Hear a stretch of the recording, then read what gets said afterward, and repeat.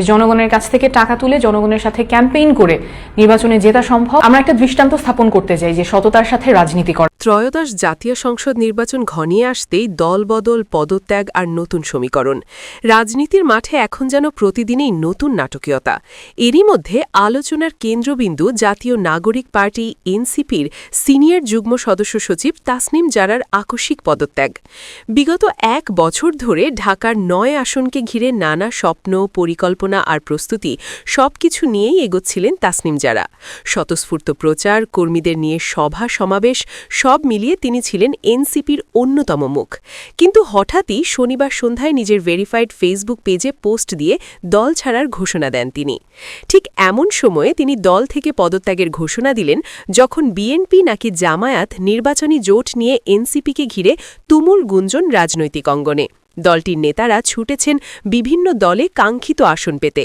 এরই মধ্যে শোনা যায় বিএনপি থেকে তেমন সাড়া না পেয়ে এনসিপি হয়তো শেষ পর্যন্ত জামায়াতের সঙ্গেই জোটে যেতে পারে।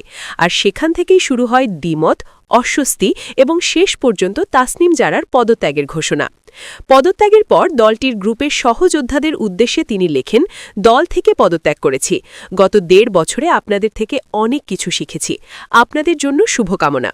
একই সঙ্গে তিনি ইঙ্গিত দেন ঢাকার 9 আসন থেকে স্বতন্ত্র প্রার্থী হিসেবে লড়াইয়ে নামার। শুধু তাসনিম জারা নন, একই সময়ে ফেসবুকে পোস্ট দেন এনসিপির আরও কয়েকজন শীর্ষ নেত্রী। কেউ বলেন আমরা লড়াই ছাড়ব না, কেউ লিখেন নীতির চাইতে রাজনীতি বড় নয়, যা স্পষ্ট করে দেয় দলের ভেতরে অস্থিরতা অনেক গভীরে পৌঁছেছে।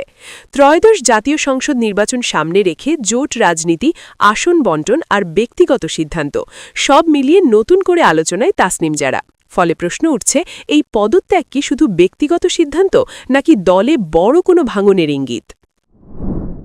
নিত্য নতুন নিউজ আপডেট পেতে লাইক, কমেন্টে এবং শেয়ার করে রোজ খবরের সাথেই থাকুন।